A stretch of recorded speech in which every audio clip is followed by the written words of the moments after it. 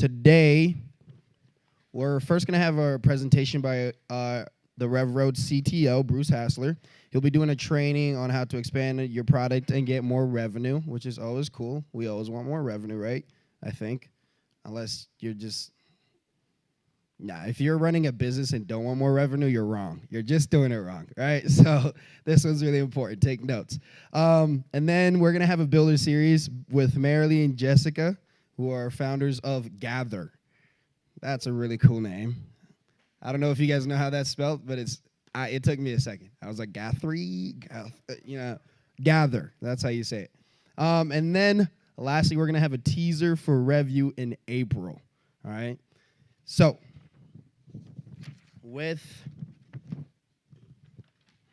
don't want to hold it up too much, so we're going to give a warm welcome to our good friend, Bruce Hassler, our co-founder and CTO of RevRoad. Let's give it up. All right, good morning, guys. How are we doing? Okay, so thank you, Fonzie. Revenue is good. Okay, so today I want to talk about how we can expand our product, how we can get more revenue. I want to start off by covering the difference between what features and benefits are. Some of you might think that those are the same thing, but just want to go through a quick little exercise. In general, if we're talking about features, that's something that you build, okay? So we've got a picture of some engineers. So think engineers or people that write software code or some technical person. So if it's one of those people, then it's a feature that we're talking about. And if it's something that you sell, that's a benefit. And so when you go and you develop something that's a feature, you need to figure out how do you sell it. And usually that's like the marketing group or the sales group. And so even though we might be talking about the same thing, it's kind of couched or phrased differently. So to illustrate that, I want to talk about a few things. I have a few first products. I really like the nostalgia of first products. And so let's go through this. We'll do some examples. So here, we're going to hearken all the way back to 2001. This is when the first gen iPod was released. So that was before the iPhone. There's some like young people here. They're like, I don't know what that is. So some of the features that the very first iPod had was it had a total of 5 gig storage, had this little bitty screen, which was actually huge at the time, had 10 hours of battery life, okay? So those are the features. So who can remember when Steve Jobs got on stage, the tagline of the iPod? Andy can, I knew that you would. Okay, right here. Yes! 1,000 songs in your pocket. So why is that better than like 5 gigs? Like what does 5 gigs mean, right? And so, at the time, there were lots of MP3 players out there. Like everybody remembers Microsoft's Zune. Nobody remembers that because it was a failure. I think the specs were better than this, by the way. So I think its feature set was better, but they didn't do a good job articulating the benefits. So other benefit, this kind of relates to the battery life. You could go carry this around and listen to it all day without charging. So features versus benefits. Okay, so your turn. So who knows what this guy is? The Segway, the very first Segway, which was a complete failure. But that's okay. Here's some features. So 16 to 24 miles. You can tell that Segway did this and not Apple because their feature would have said just 24 miles, not like 16. So 16 to 24 mile range. It could hold 250 pounds, and it had these cool gyroscopic sensors. So who wants to take a crack at saying what the benefits of the Segway is based on these features? Okay, Bart. Save your feet. Okay? So I'm going to relate that to the 16 to 24 mile range. Cool. Brandon. White and nerdy.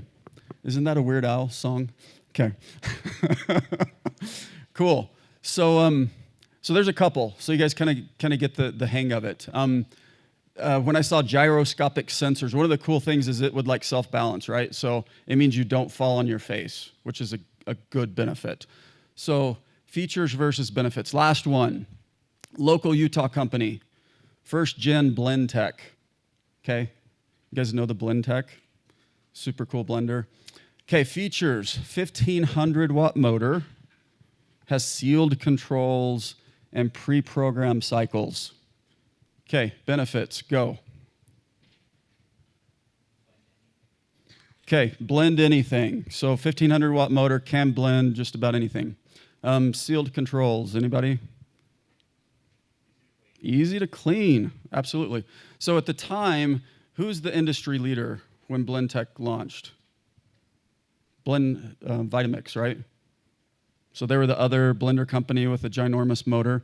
So Vitamix had like pretty much all the market share for like big, huge blenders. They just have a dial, right? And so these last two things were specific to competing, right? So a lot of times you want to figure out what features and benefits do you want to have in relation to your competitors. Also, so pre-programmed cycles, they can go push one button and like go do your smoothie, right? Which Blendtec, you couldn't really do that. So those are features versus benefits. You guys missed like the biggest one. I guess it's related a little bit to what Seth said, that you can blend anything. So how about using the Blendtec to blend the first gen iPod? Okay, do you guys remember these? Will it blend?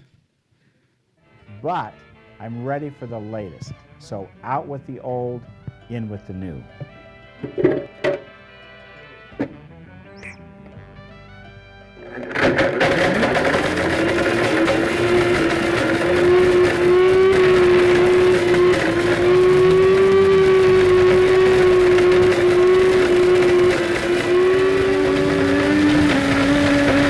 He has the cheesiest smile. That's one smoking iPod. Don't breathe this. Now, Bev, now you know what I want for Christmas. I assume Bev is his wife. Okay, so the Blendtec will blend that, right? So features versus benefits. So just to summarize, features what you build, benefits what you sell. Okay, so now that we know that, why do you think it's important to like do this product feature research or just product research? Okay, I'm going to give you just 3 quick answers. First, it helps you figure out what features to build.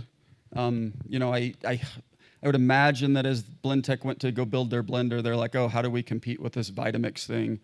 Oh, let's go put a big motor in it. Oh, they already have a big motor. What else do we do, right? So which features to build? Second, how much do I charge? So it's super important to be able to do that so you know how much to charge. And then using that information, you can figure out how do you prioritize that. And one of the differences between like building physical products, which we've been talking the most about in software, is you can launch a software product and you can add on later. It's hard to do that with other things, but it helps you to figure out how to prioritize. So next, what are some ways, and just shout them out, I'll repeat them. What are some ways that either you and your company receive feedback or that you've heard of other companies doing? So just shout them out. How do we get feedback? Surveys? Reviews, Jinx? Okay, what else? Ask. Who do we ask? Ask the user, okay. Sales team. Everybody's like saying all the right things based on what they're doing. Okay. Interviews again, okay. One-on-one. Cool. Okay, so here's a few. You guys got most. So support departments. So when you're a startup, you kind of do this by yourself, right? It's a great chance to find out what customers say. Only problem with this is you typically only hear the bad things from the support department, right? But good feedback loop nonetheless. Sales, Jason talked about that. Emails, so you can get that from either support or from sales or anything else. Reviews, we talked about. Phone calls.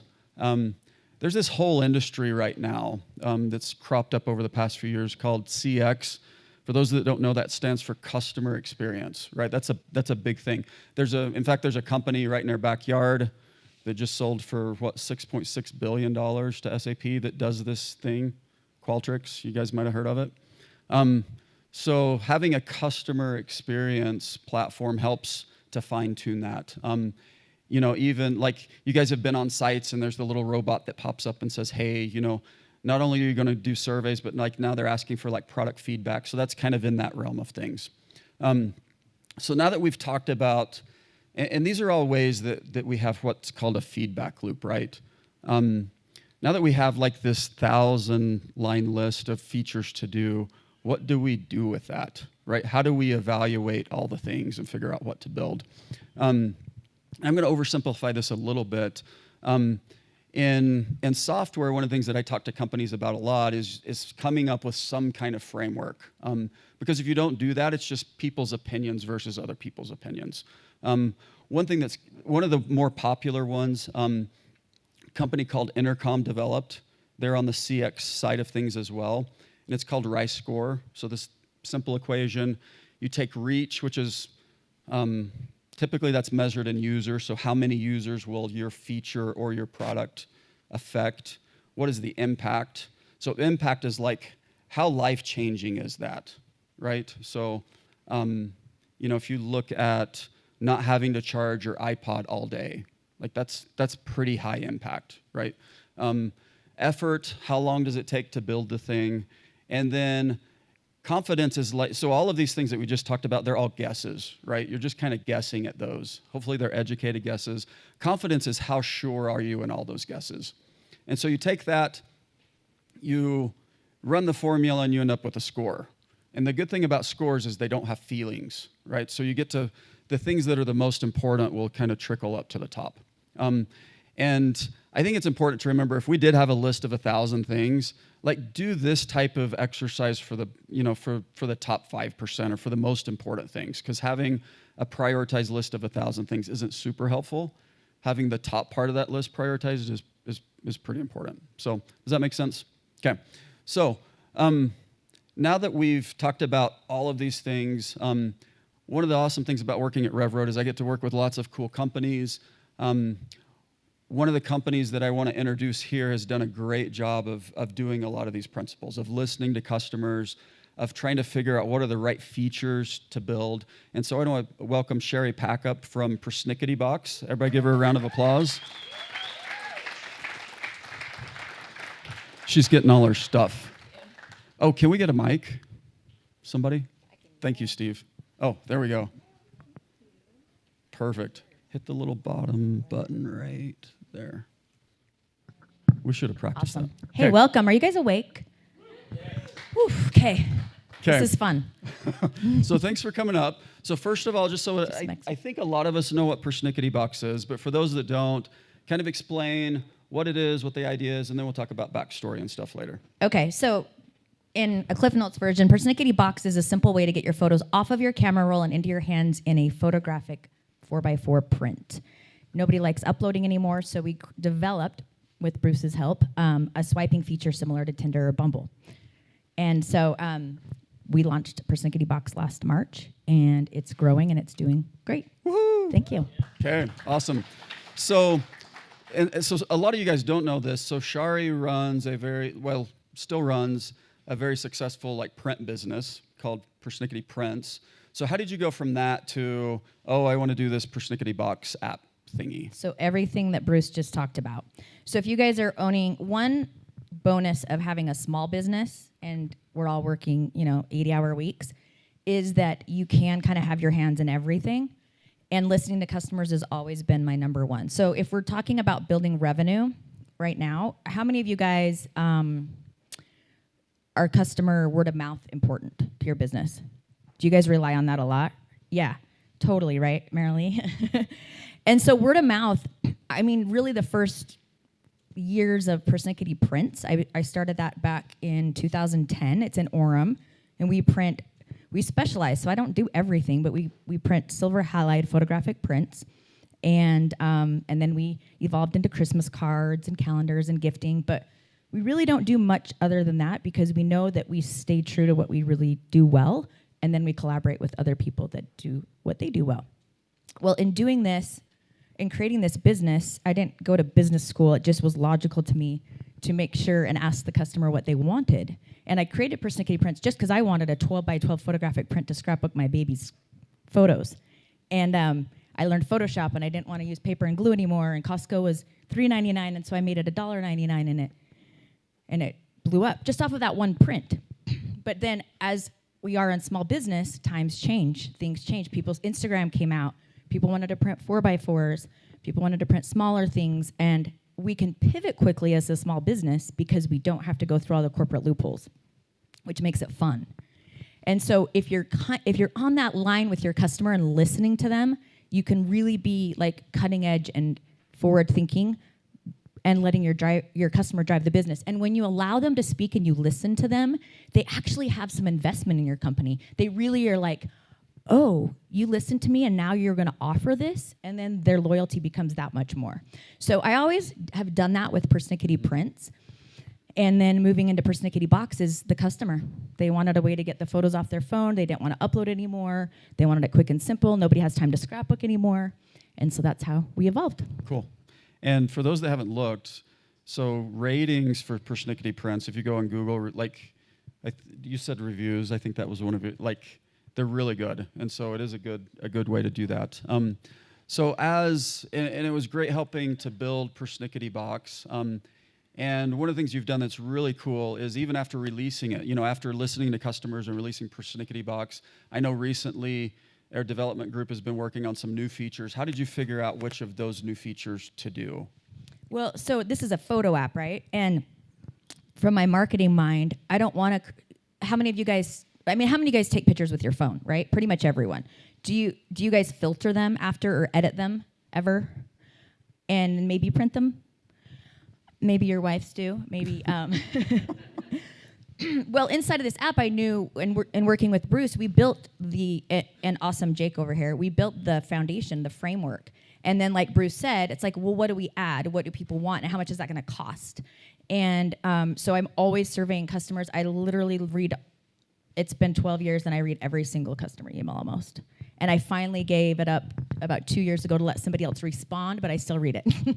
So it's a little bit of an obsession. But if you think about life and your connection with other people and other human beings, we don't know what our spouse wants, our child wants, or needs unless we ask them. And we have to hear them. And so social media has gotten a little bit more complicated with hearing and having that really tight connection because there's so much of it. But we call customers at Persnickety Prints if there's an issue. We have that one-on-one conversations with them. When I go to events and speaking, I want to know the customers by name. I follow them on social if they tag us. We haven't spent much in advertising at all. It's literally customer referral to grow Persnickety Prints and then now Persnickety Box. But recently, like you said, we have looked at filters, like photo filters. Well, we don't really want to build a photo filter. We don't want to have to manage that. So why not work with another company that already does that well? And so Bruce and Jake recently have been working with a company we just started yesterday called Pick Tap Go. And I reached out, and his name's Doug, and he's in California, and we're integrating with him. And I asked him, great, we'll send our people to you to filter, and you can pop them back to us to swipe them into our box. But I want the customer to actually have a say in it. And so if you go to Persnickety Box Instagram, you'll see my very last post was yesterday. And I did a question. I'm like, tell us in the comments which photo filter app you use. Because I want them to feel, and a lot of people said Pick Tap Go, some said Lightroom and different things on their phones, but I want them to feel like they have a say in it and they're building this business and adding the features too. Cool. Really good example.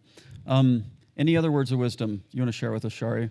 While you've got center stage. How much time do we have? Okay, so let's skip on to the end. So one thing that we wanted everybody the opportunity to do, Chari was nice enough to create this code for us called Swipe. It helps us to get Persnickety Box at a cheaper price, which is super cool. Yeah, check it out. So thanks for doing that. You can just scan that with your phone, so you can do that while we do Q&A. So what questions do you have for either of us? And wait for a microphone. So over here, we have no mic runners. I was wondering, so it sounded like her business was very largely based off of referrals. So I was wondering if you can go into the any incentive structures you have for referrals. Do you find that giving people cash bonuses for referrals work? Do you find that giving them anything will actually help them to give you referrals, or do you have other what mechanisms do you have in place that you really think drive the referrals the best? Yeah, that's a really good question. What product do you have, or what's your business? It's called Volt's Method Piano Lessons. We teach piano lessons in the homes of people around Utah. Okay, cool. So with that one, you could say, I'll give your next piano lesson free if you send us 5 people. I think it kind of depends on the business structure for sure. I actually don't pay.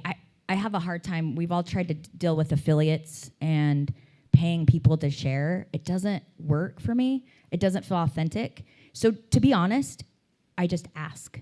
It's so weird and it feels awkward at first, but people are happy. If they have a good experience, they're happy to share. You just have to ask. And so how many of you guys go to Mexico? Have you been to Mexico recently? How many times do you go? I just thought of this, where you're at the resort and they're like, please leave a review on TripAdvisor and say Juan sent you, and the waiter's just hustling as fast as he can. And I leave my trip review advice every time. I don't have time to do that, but I do because he just hustled and he asked me. And so I just feel like just asking. I haven't really paid anyone to do it, but everything we ship, so if you guys have a shippable company or like you have a child that comes to your home for a piano, like give them something tangible if you can, and I'm happy to help you print it. But every time we ship a box to anybody, we have an ask in the box. So, because why not? You're shipping a free mailer, like add things to it. So like with this, 20% off to come back or share, $5 off for you and a friend, and here's a code. And so we're always having them come back, and we don't ever miss an opportunity to put something in our box when we ship it.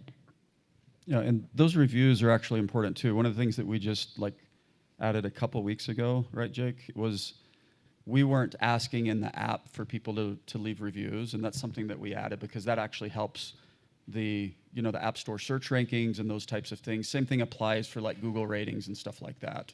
So the more those are kind of like indirect referrals as well because it's helping you get more exposure. And it adds credibility. So those of you that have websites, put those reviews front facing. People aren't really looking at the reviews on Facebook and Instagram and Google.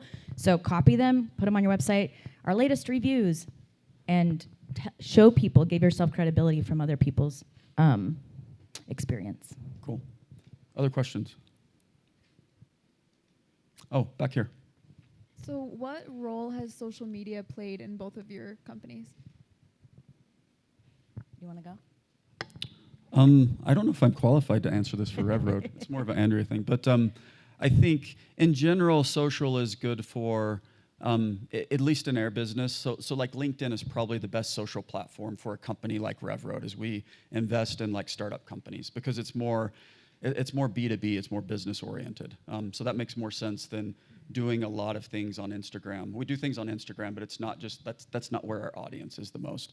And so for us, it's about, being able to connect with other entrepreneurs and things like that. So for us, it's more LinkedIn. For Chari, Instagram is probably huge for you guys, right? Marilee and Gather can talk about that. They're killing it on Instagram. And I don't know what your return is on that anymore. I know, when did you guys start Gather? 2014. I started Persnickety Prints 2010 when Instagram launched, and it wasn't owned by Facebook yet, and it was amazing because it was back when, I won't get into it, but now you're just fighting for people's attention, whether it be, and you have to kind of go where your customer is. And so it's Facebook, it's TikTok, it's Pinterest. We actually, I don't always open my phone and go straight to Pinterest, but if I look at my analytics, Pinterest is actually a big one for us. And so just watch where your customers are. And yeah, social helps. But it's, it's just trying to get through the noise and get your brand out there, which is kind of hard. I guess. Yep, cool. Good question. I think that's all the time we have for questions. So, anyway, thank you guys. It's been great talking to you. Thank you, Chari, for coming up. Thanks, Bruce. Did you want to do your gift now or later? Oh, I was just going to give this to Gather, who are here. This is a fun thing that we do with Persnickety Box. So if you have a business, or even a storefront, so what we did is we went to their Instagram account, and because these are 4x4 prints in the Persnickety Box, and these are photographic prints, so we don't use ink. They're darkroom printed, if anyone remembers film. But these look amazing, and they're just from their Instagram account. So there's a way you can actually get into the back end and download their Instagram feed, and then we printed their beautiful feed into these little And prints. yeah, it helps that they have a great Instagram feed too. And they can, put this as a vision board, or they can put it up in their store and show customers what other people have shared. There's a lot of ways you can use Persnickety Box. So we printed this box for you guys. And one thing, like Bruce talked about, is adding revenue. I think add-on products are huge right now. Like you'll notice when you check out on any online platform, they're always adding on. And so we have added on for Persnickety Box 2 different types of photo albums. Now, again, I don't want to manufacture these, so I work with another company that gets these for us. They manufacture our logos on it, and we do marketing for them, and we collaborate with them. And then we have another album, and then we're just getting ready to launch these little acrylic frames. And so our add-on products do really, really well in the app because people want to just check out with one click. Cool. I just went off on that tangent. Okay. Awesome. But this is for you guys. All right. Well, thanks, guys. That's it. We'll see you.